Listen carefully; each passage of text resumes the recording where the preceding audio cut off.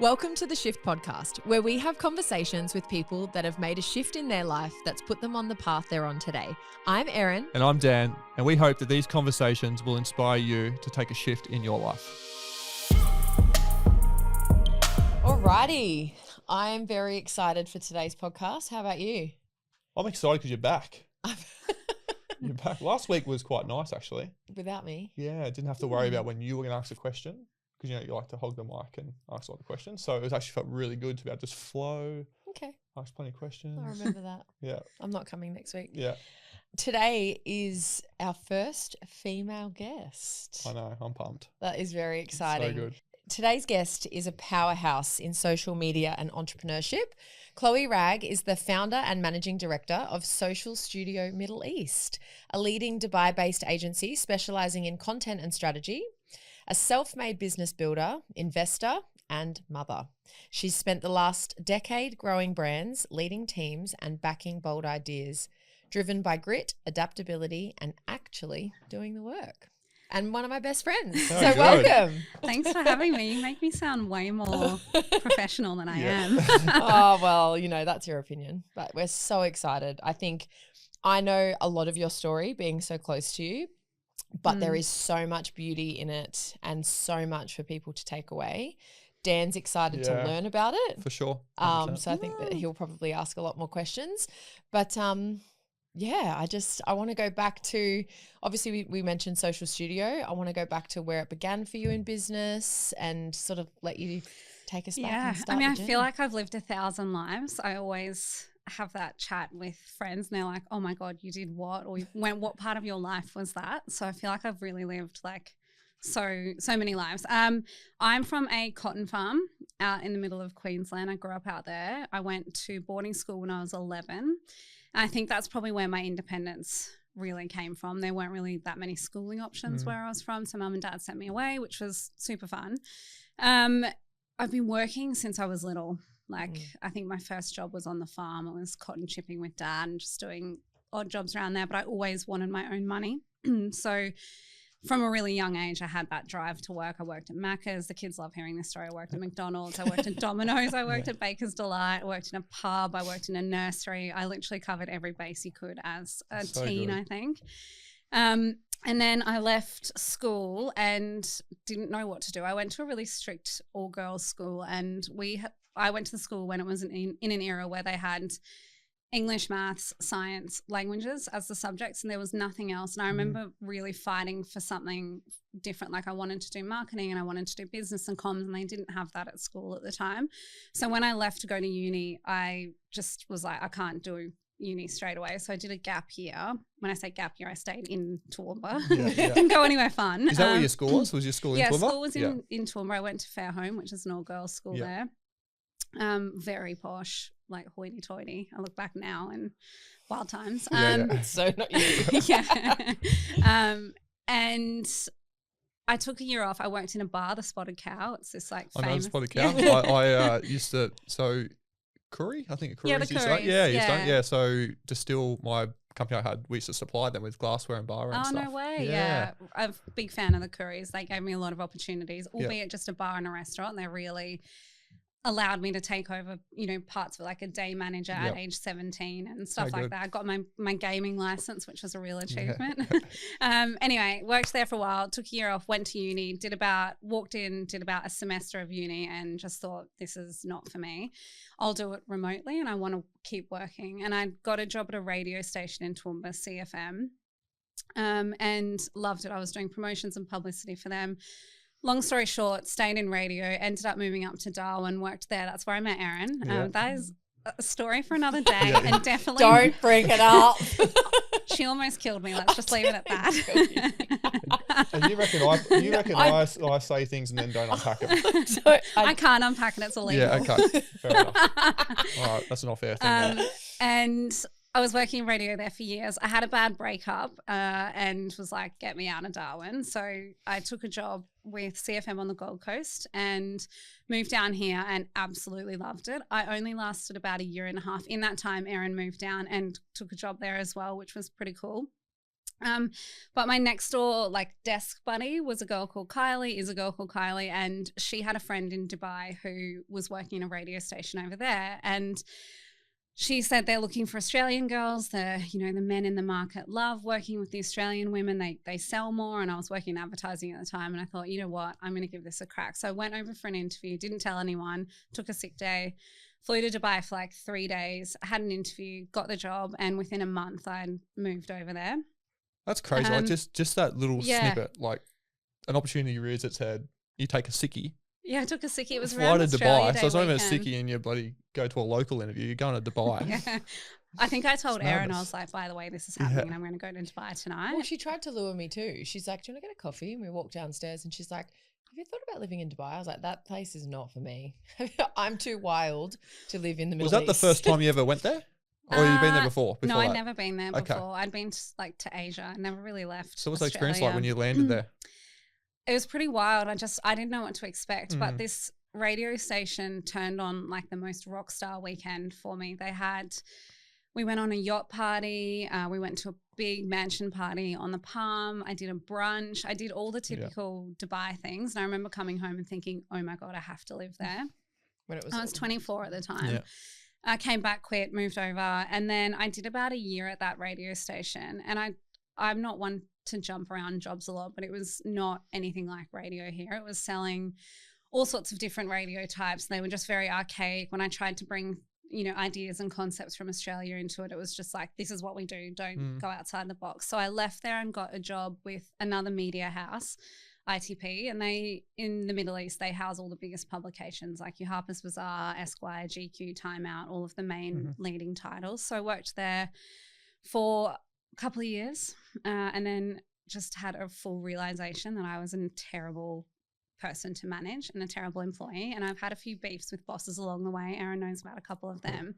And I just was like, I can't work for someone else. This is not what I want to be doing for the rest of my life. Yeah. I'm also really hard to manage. And I could recognize that at, I think it was age 26 or 27 by this point. Yeah. What are those things? Because I think the listeners would probably like to know those, because a lot of people do. They stay in jobs not realizing that they've probably got those traits that.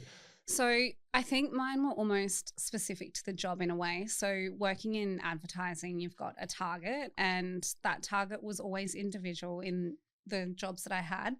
And I'd always hit my target. And then, I might say, for example, hit that target on the 20th of the month or the 15th of the month. And then I would have time where I was like, well, I've hit my target. And, you help your team members out and you do whatever you can. But as far as I was concerned, I'd done my job. Yeah.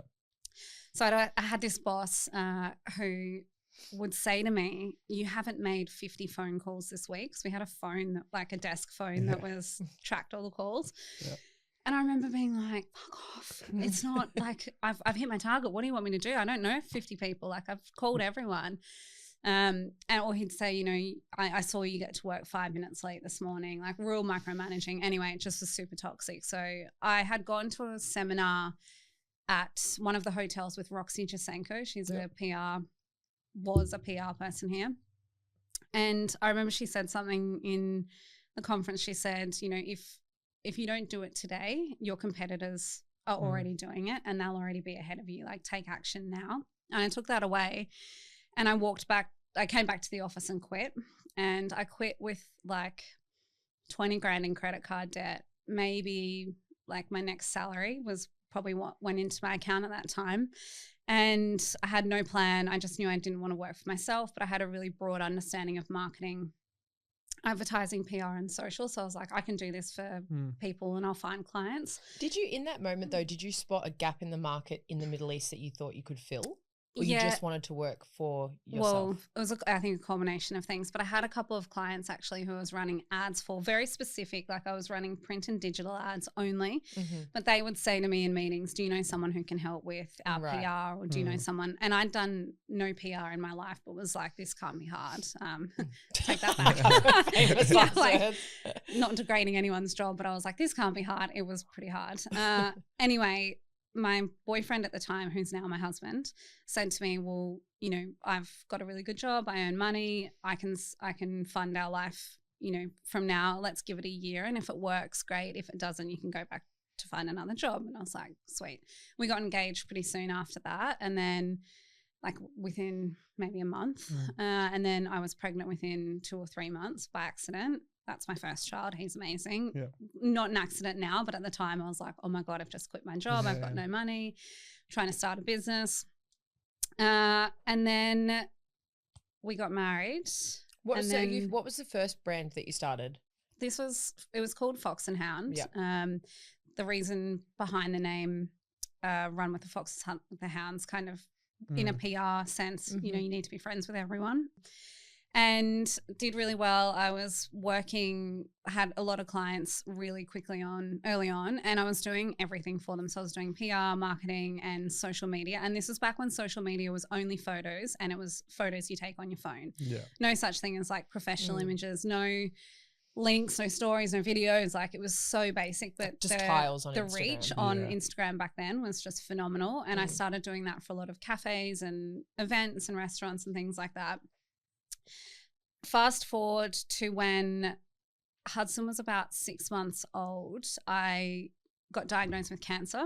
I had mucoepidoid carcinoma, which is cancer of the salivary glands, which is why I sound sometimes a bit blocked up, if you can notice that in my voice. I still have a lot of issues in there.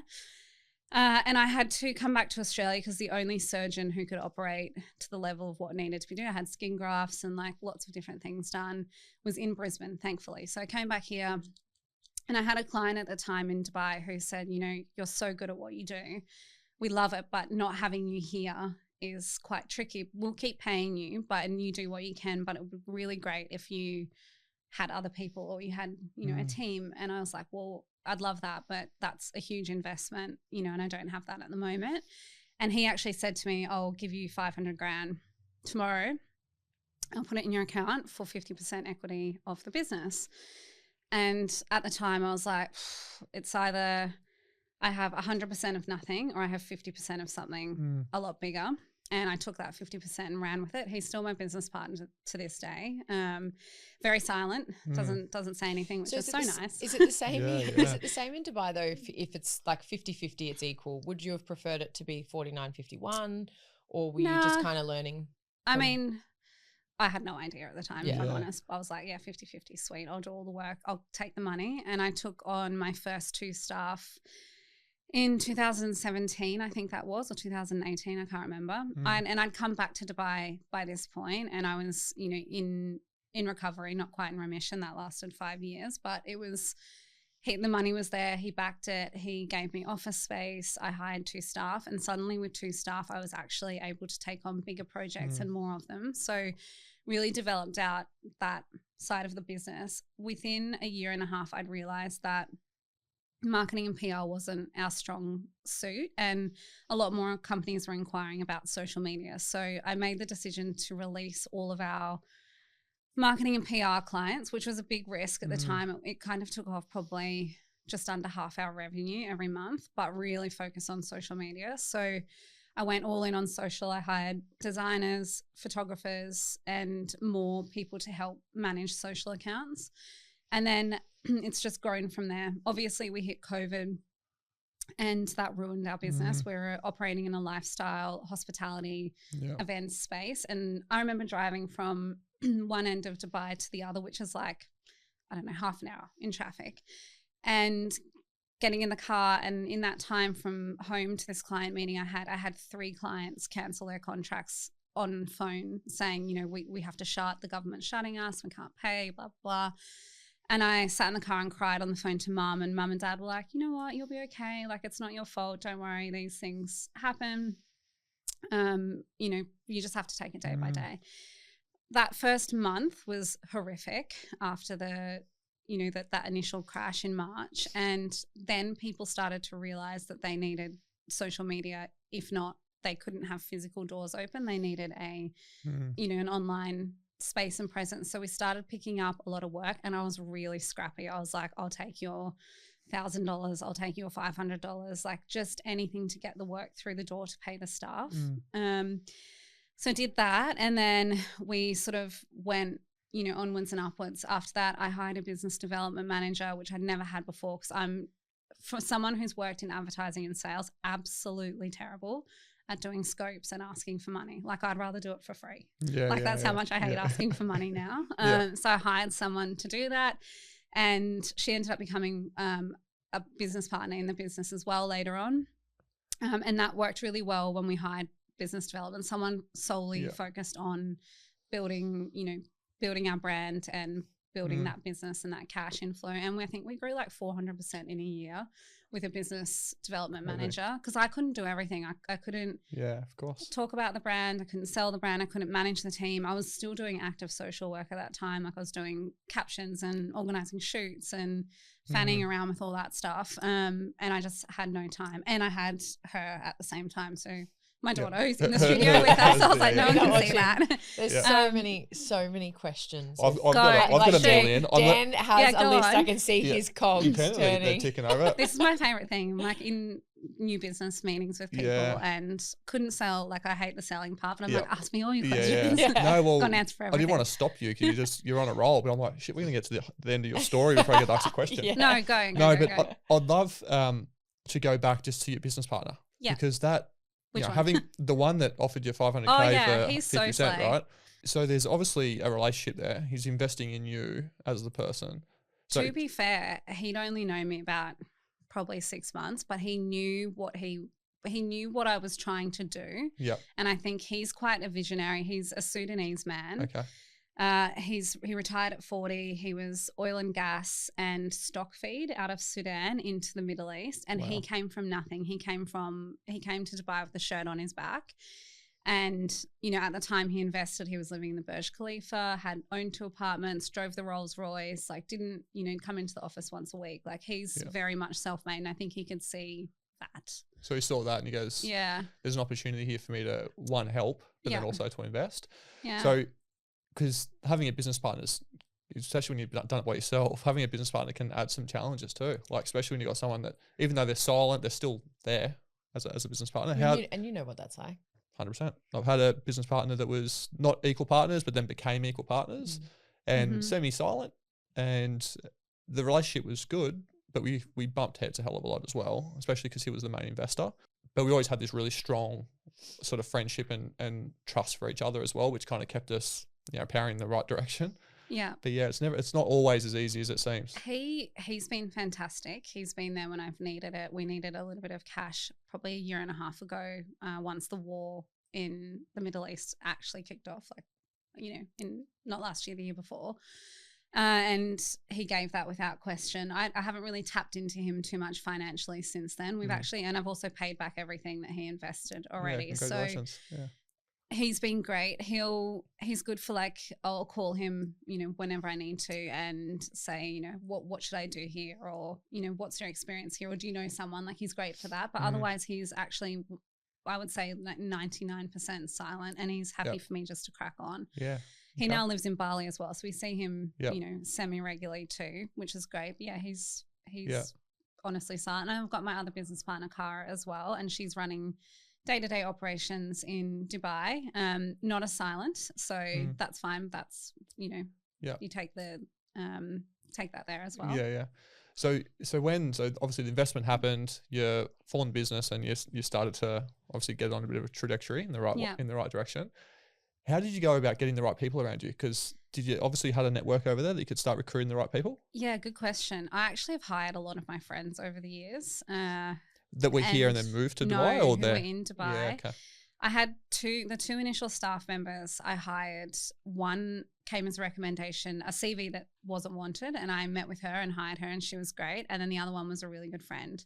And one of them worked with me for 7 or 8 years, and the other one was 3 or 4 years, and she started her own business. So, and from there, I've really only ever hired people through recommendation. Barely have we done any, job ads or anything like that. Usually I've got a huge Filipino team, and they're my content creators, and they're so talented. And usually it's friends in their network. I've ended up hiring like a little mafia of Filipino workers, and they're incredible. And then generally just contacts of people who know other people. And it seemed to work out for us far better than, broader advertising. Yeah, for sure. people I didn't know or And you know what? The couple of people we have hired from job ads who we brought over have been absolute duds. So what would you say to people that were to look at that though and go, you don't ever get into business with friends?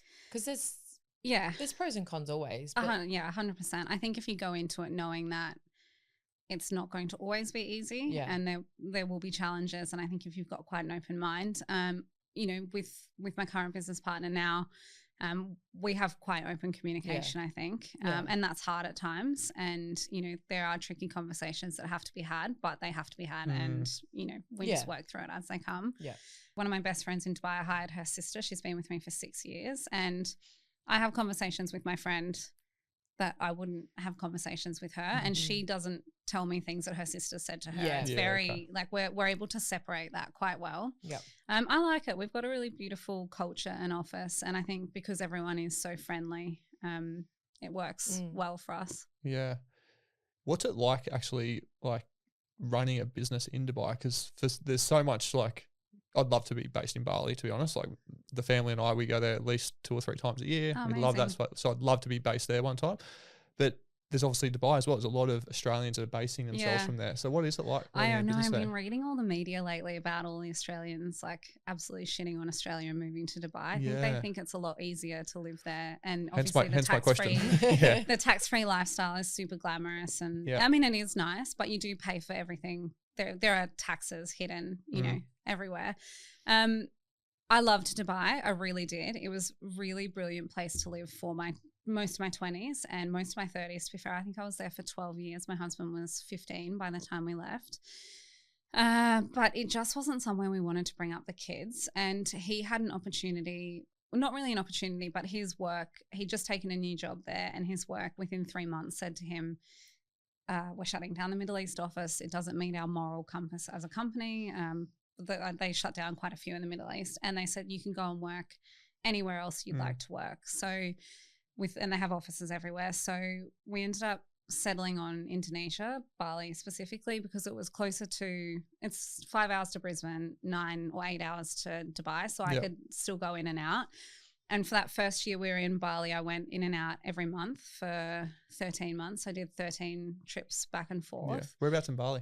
We're in just outside Canggu, Sese. Okay. Yep. Super quiet little expat area. It's beautiful. We also didn't want to bring the kids up in Dubai. We'd always said when we get to year 1 for our son, that's it. No shade there on the schooling. Schools are actually incredible, but there just isn't enough nature for our liking. And it's also very regimented. You know, they were in uniforms from age 2 to 3 at these nurseries, and it just was not what we wanted. So we chose Bali, and super happy with that choice now. And so having a brand, somewhat losing the brand, dealing with your cancer journey and then rebuilding again. Yeah. You had a perfect opportunity to reflect on a previous business, to rebuild another one. Is there anything from that you look back on and you're like, these were some of the values that had to stay true when I rebuilt? I mean, at the time it was so scrappy when I was that first time we had to rebuild. Just for a bit of clarity and context, I'm currently in the middle of having to rebuild the business again because we've been absolutely decimated by the war. Of course, yeah. So within a couple of weeks of, you know, the first missiles hitting Dubai, I'd lost half my monthly revenue, and about 18 to 20 clients had cancelled and paused their contracts to let staff go. The rest of the staff are on pay cuts. I still don't know when it will pick up. None of those clients have come back yet. But luckily we're running a profitable business that we had that, you know, fat on the business that's kind of been able to carry us through. But what I will say is from when COVID happened and I had to rebuild after that time, I did things a lot slower just because I didn't know what I was doing. And I was kind of, oh God, you know, why am I the adult? Why am I the responsible one? Like, what do I do? Kind of panic. This time around when the missiles first went into Dubai, I was due to fly to Dubai the next day, and I woke up that next morning and called Emirates and cancelled my flight, or moved my flight. I was saying to you before, I moved it to Wednesday. So I was like, Dubai, I'll have this covered. I'll be back there on Wednesday, no issues. I've got a heap of meetings I need to go. It was 7 weeks from when I, you know, cancelled that flight to when I was able to actually safely go back there. I was there last week for a couple of days. But what I will say is in how I operated in in that the days and weeks after the first missiles came in was quicker, way more agile, faster decisions, and just not as scrappy this time around. I was like, right, I know I'm going to need to make cuts. I'm not waiting. I'm not trying to, rob Peter to pay Paul. It's got to be done. Got to be brutal. Yeah. Which and is it was so hard. Yeah, so hard. But I think, again, I called mum and dad crying. This has happened, and I don't know what I'm going to do. And mum and dad again were like, it's not your fault.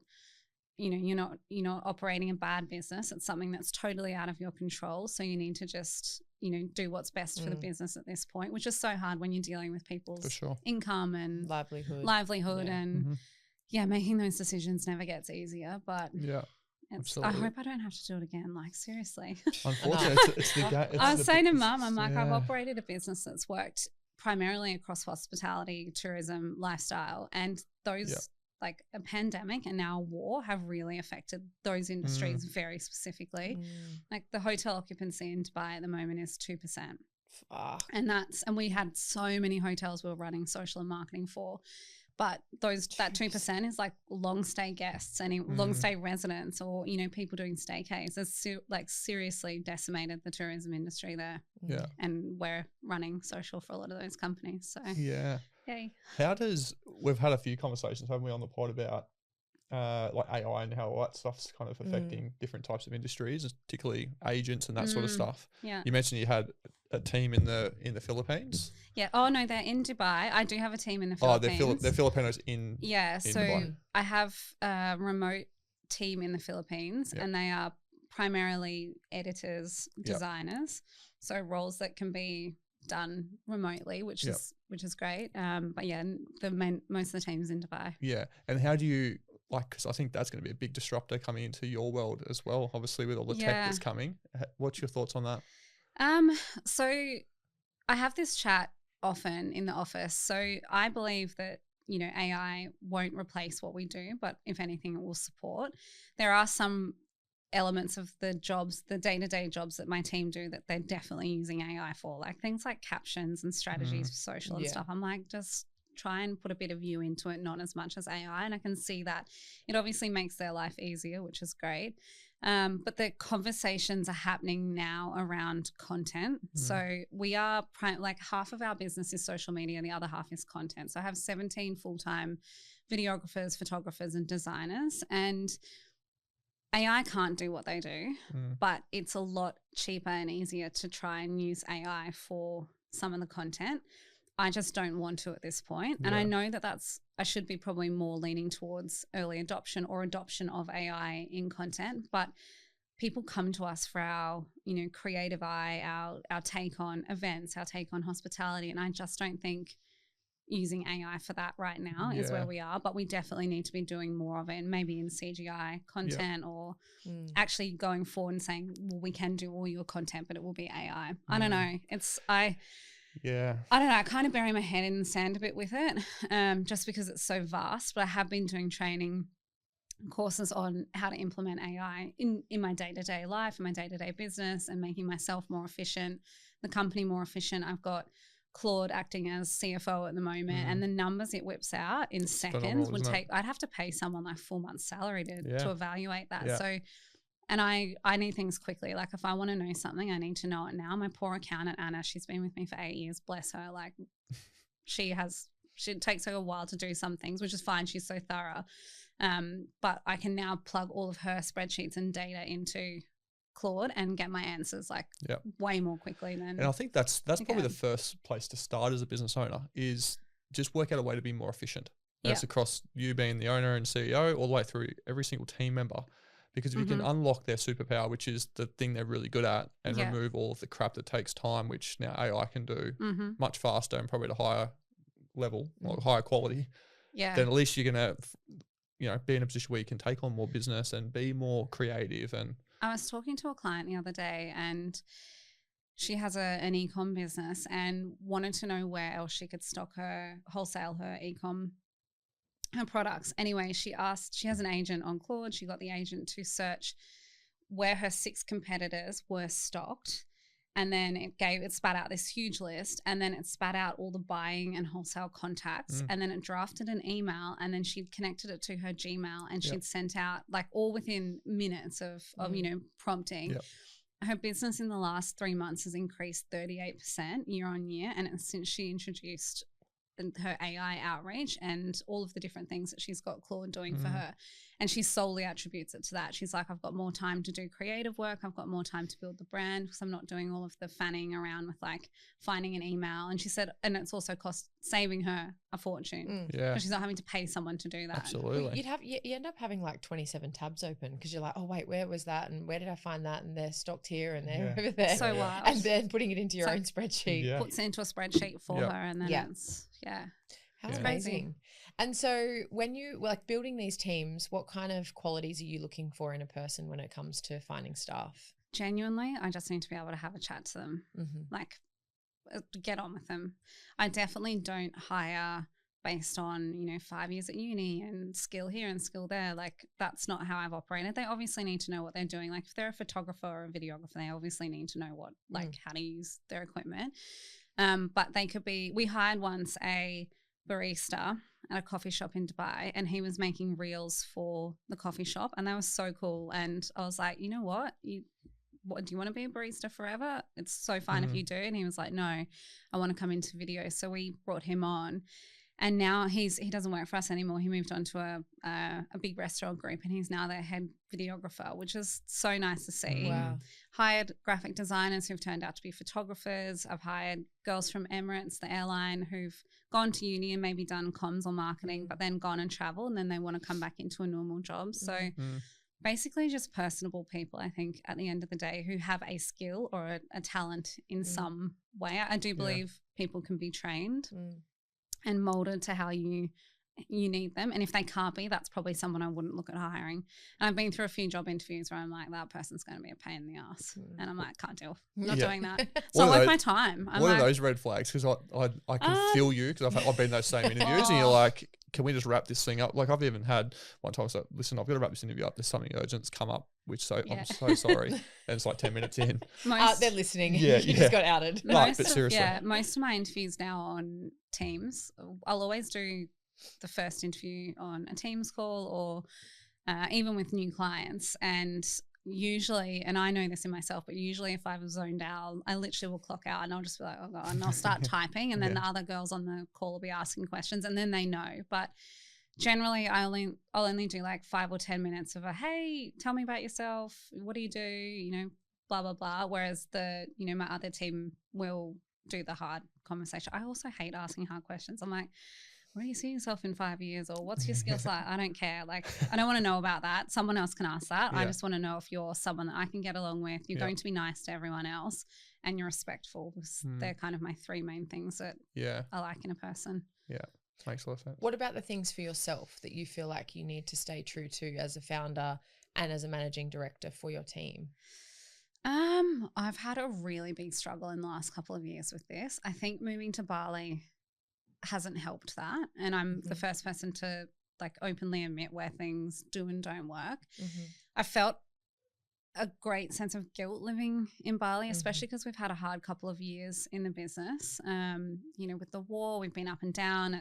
We weren't profitable, not last year, the year before, but we were last year. Like living as a founder in another country and trying to rally a team and show them that I'm still there and I'm still working is quite hard.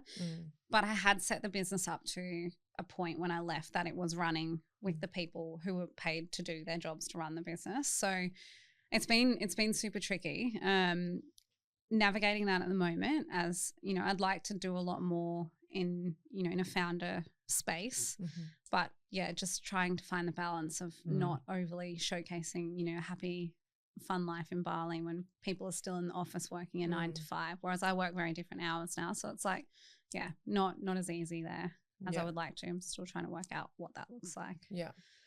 Work in progress. And with all of that, being a founder, multiple businesses, you have a beautiful family, great husband.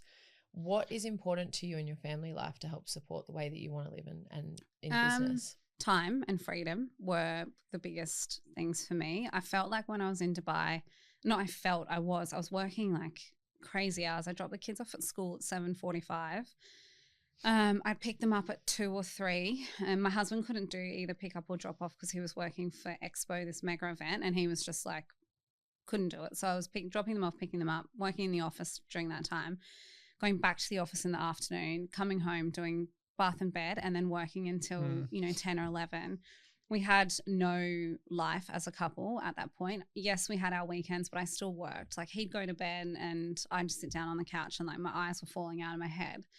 So when we moved away, I didn't realize the time that I had got back from when I was working so hard in Dubai. So moving to Bali, I work in far more condensed hours because no one's bugging me. I'm not driving all over Dubai. Like, I got so much of my time back. I also didn't realize the pace in which I was working, like the franticness and like chaos of my day almost. So having time back with the kids. And I worked up until I was delivering. I worked from the hospital bed and I took the kids back to work when they were like 6 days old. As soon as I could drive after a C-section, which was illegal to drive at that, many days. But now I have time with them, and I didn't have that time when they were younger. So I think that's just such a blessing now to have. And that for us was a big thing, is having more time and freedom. The kids are homeschooled now, so they're actually at home all the time. I mean, I was ready to give that one up. I remember yesterday. I was like, you can have her. When I got off the plane yesterday, I had like 1,000 questions. Chloe calls me and she's like, so we've decided to homeschool the children. I'm like, someone else? Oh no, God, them? no! Like, please don't tell me that. No, we hired a teacher. I mean, it's like they wouldn't. I mean, they'd learn about other stuff, but they wouldn't learn basics from me. There's a couple. I've mentioned to Erin that I'd love to homeschool. Yeah. My kids, or one kid at the moment, and then there's not one on the way. But and I think there's a lot more people wanting to do it. Yeah. But it's just, I don't know. Like, I want to be able to do it, but I don't know how to do it. I think it's a bit trickier here because one of the parents would have to do it, I think, in Australia. We're lucky to have found an amazing teacher. Indonesian lady has, taught English to kids for so long now. And she comes to the house. She's at the house for 3 hours a day and does an hour and a half with each child. The reason we did it was our son is dyslexic and he wasn't getting the support. And he was like age 8 and not able to read. And I just was so worried that I'd made this insane mistake moving to Bali and putting him into this school, a beautiful school, but he just wasn't getting it. Anyway, we then had him ascertained by a neurodivergent psychologist, and she's like, he's so dyslexic. And I was like, this makes sense. And they recommended to us that he should have one-on-one learning. So we did that, and it's night and day. So that was our main priority, was getting him one-on-one. And I also didn't want to do another school drive, having one kid at home and one kid. So we pulled her out as well, our daughter.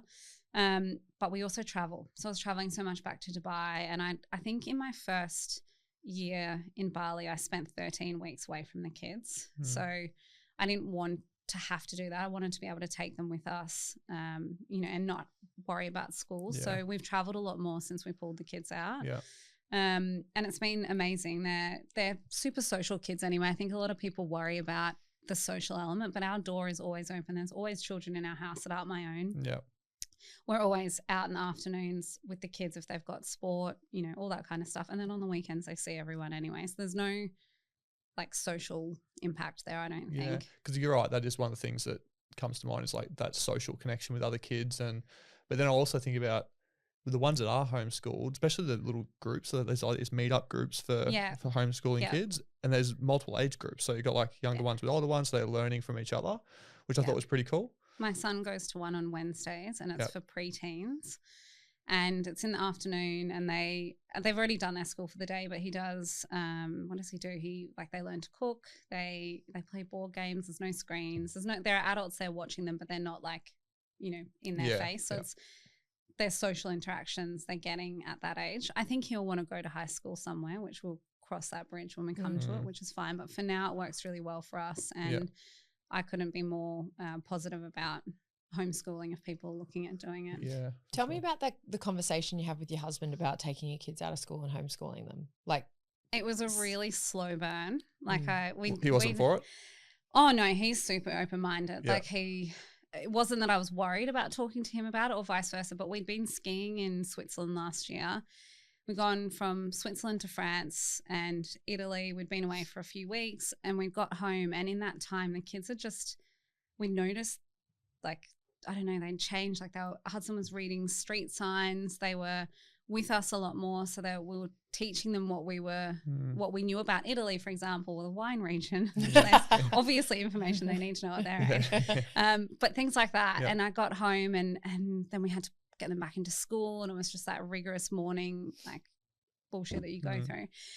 And I said to Hugh, I was like, God, it'd be so nice if we had slower mornings with the kids. And I think I came home one day and was like, oh, what do you think about homeschool? Like, do you think we could look at this as something? And he was like, yeah, I think we could. It was like just a really slow conversation. It took us about 3 months to decide. And we came into the summer holidays or the middle of the year holidays. And then we said to the school, and in that time, Hudson had been diagnosed with dyslexia, so ascertained. So it kind of was just flowed on from there. And we told the school, and the school actually said, yeah, I think that's a good idea. He actually needs more one-on-one support. We can't give it to you. And then, yeah, they just didn't go back. And that was that. And they're just loving it. Yeah, they're loving it. I mean, that first few weeks, they were like, why can't we go to school? We want to see our friends. But then often they'll ask during the day, oh, when's my friend finished school? And I'm like, they've still got 4 hours. Imagine if you were at school. And they're like, oh yeah, nah, not for us anymore. So, and they surf. My son surfs 3 times a week in the morning before school. Yeah. They don't get out of bed now until like 8:30. It's such a slower, more peaceful, calm day there. They eat well. We feed them well during the day. Like it's just it ticks a lot of boxes for us. I'm at home as well. I literally work from the dining table. And they know to leave me alone when I'm on calls, and, you know, they're around all those conversations that I have as a business owner. I've got a business in Bali as well. So I side note to what we do. All my hair fell out when I moved to Bali, like a horrible situation. And it was the water. And I was driving to get my hair washed to another suburb, and every couple of days, and thought, oh, this would be so nice if there was one of these like hair blow dry bars in my neighborhood. And my next door neighbor was the same. She was driving in. So we were like, let's open one. And from idea to doors open, we had it open in 3 months. And it was the first blow dry bar in our neighborhood. So the kids were part of that. They were part of the construction, all the problems, issues we had, the fact that there were like salon basins in my living room for, a month before we opened. But they're very much involved in that. I talk about things like P&Ls with them, and the salon making money and paying staff and all of that kind of stuff. So they see a lot more of that physical business than they do my Dubai one, but they know that they're 2 different businesses. Yeah. So what's the name of the business? Darlings Salon. And how far out of Canggu is that? On a scooter, it's 10 minutes from Canggu. Okay. Not towards Seminyak, but the other way.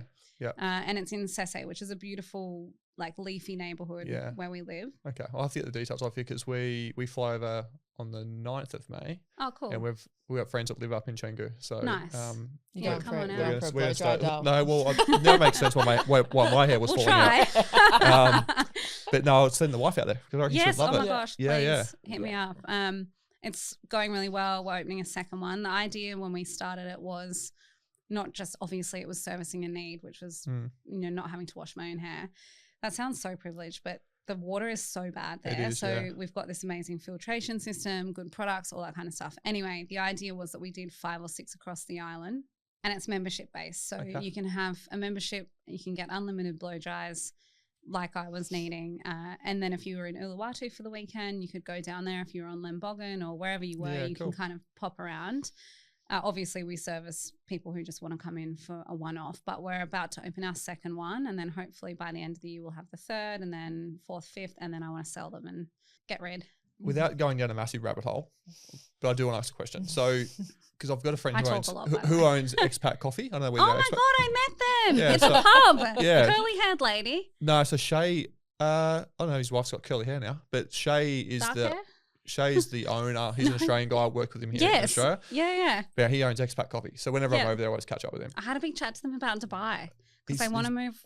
They want to open something over there. Yeah. Okay. Yeah. There you go. I think I talked them out of it by accident. Yeah. Whenever I have chats with him, he's always talking about, like, obviously he's been there for quite some time now, but the challenges of doing business in Indonesia is really challenging. Yeah. You just said you had an idea to business open in 3 months. I'm like, I mean, how the hell do you do that? you can do it quite easily. Like we set up the company and found the space, leased the space through the company, did all of that, had the idea. Our biggest challenge is staff. So they're just like, some of them just don't want to work. Yeah. Like they're, you know, and you tell them off and they just don't come to work the next day and they quit. Like there's no, it's really challenging. Do you need Indonesian ownership in it too? Do you need someone that's from there to be an owner? No. So we have a 100% Western owned company, but we only have Indonesian staff and I can't work in the business. Yeah, at okay, all. that's right. Like I can go in and get my hair done, but not allowed you to can't be behind the base and be washing hair. Stand behind the counter, you know, have our staff run the business. Yep. Obviously we're, you know, directors in the company, but it's very much run and operated by the staff. So we're giving a lot of autonomy over to them, but we actually have a really good group of staff now. It is tricky. There are a lot of taxes. There are a lot of laws. You know, your visa needs to, if you're working in the business, your visa needs to be directly related. You can't do anything else. There are a lot of intricacies there. Luckily, my business partner, Sophia, has owned and operated businesses there for years, same with her partner. Yeah. So they know what they're doing. But you just have to make sure you're doing it above board. Pay your tax, pay your fees. Don't do anything, you know, outside of Indo bank accounts. Yeah. Yeah. Yeah, cool. Look forward to seeing it when I get amazing. over. Yeah. So as we start to wrap up, we always like to check in with our founders and our directors on any advice that they would give to people that are looking to start something. Because part of the podcast, which we've mentioned 100 times before, is trying to encourage people to take the shift if they're wanting to make it. Yeah. So if anyone's listening that want to start something new, create something new, or have had an idea for years, what would you say to them? Done is better than perfect is always my go-to.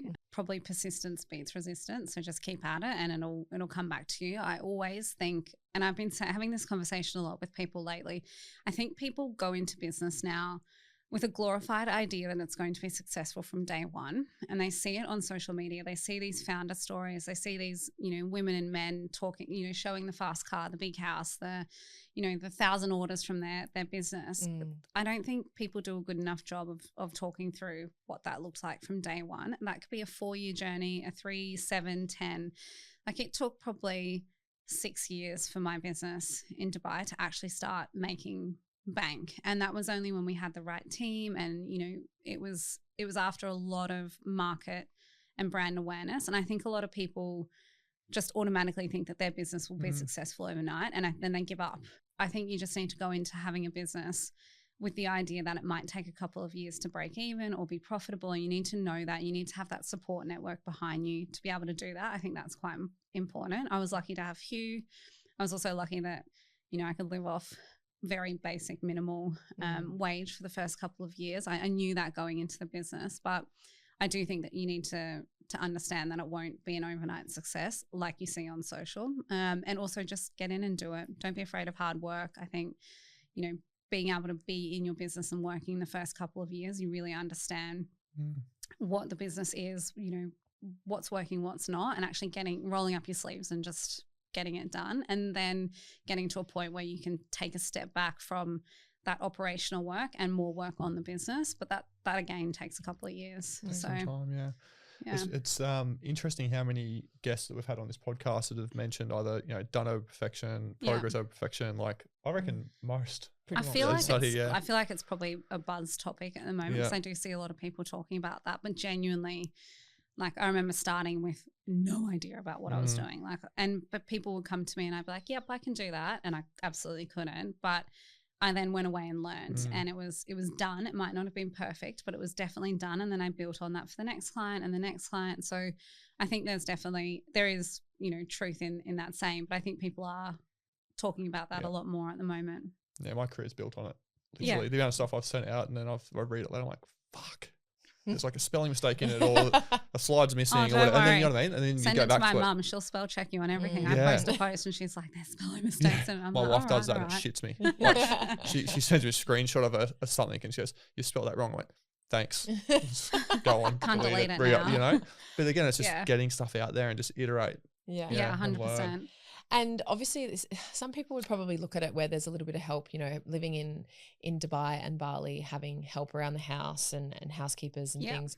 What would be something that you would talk to about people that kind of look at that? Because I think it's really important, the reasons that you made decisions to live in those.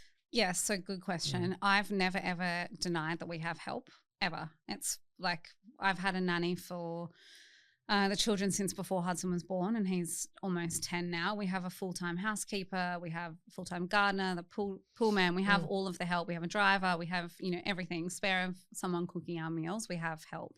I haven't put a load of washing on in probably 9 years, and that's not a brag. That's just genuinely how our life operates and how I've been able to do what I do and how I've allowed Hugh, my husband, to get to his point in his career is because we have a significant amount of help.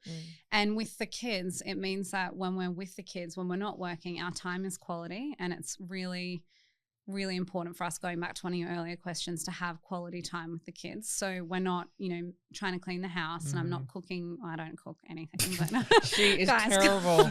I'm not a terrible cook. I just hate it. Well, we don't cook. Could not think of anything worse. She bought a Thermomix. She was like, "Sign me up. Give me that." I make mashed potato. That's about it.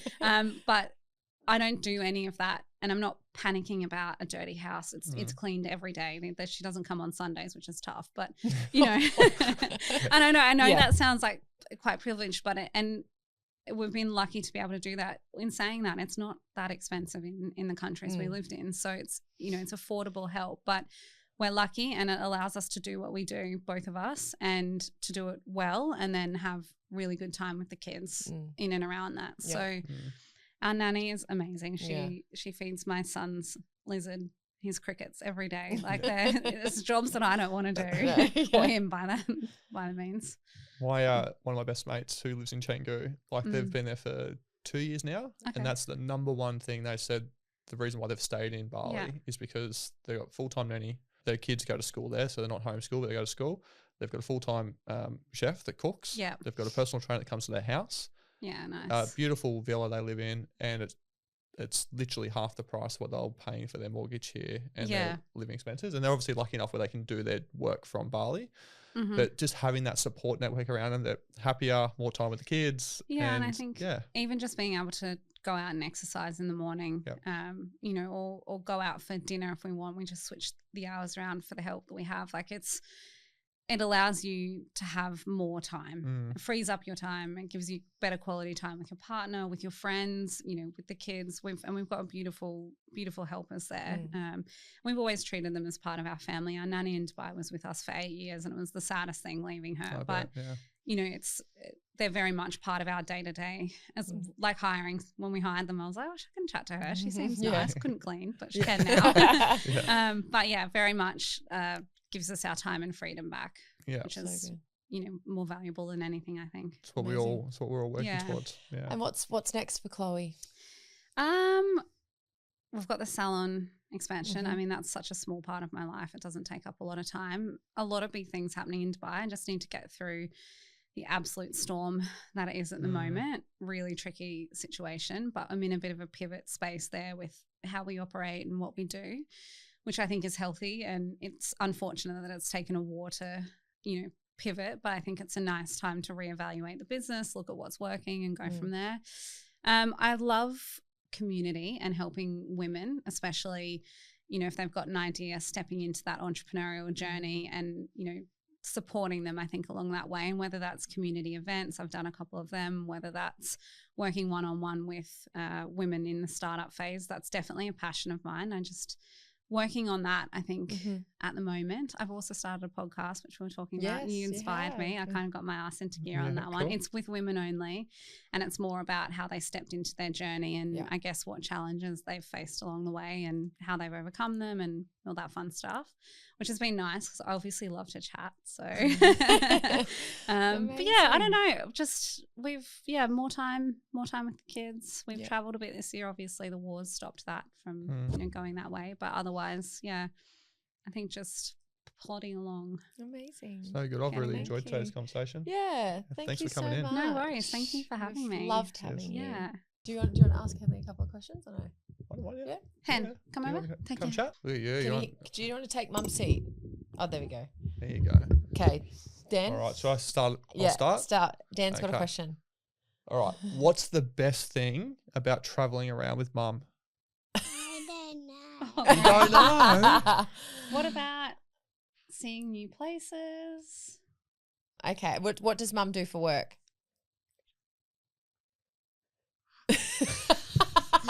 No idea. I told you. They think they work on my laptop. They have no idea what that means. When's your cat spot your tongue? Nice job. Thank you so much again for listening to the Shift Pod this week. We have had our first amazing conversation with a female founder and managing director. We would love to hear from you on our website. Please tune in on Spotify or anywhere where you get your podcasts. We can't wait to have another chat with you guys soon.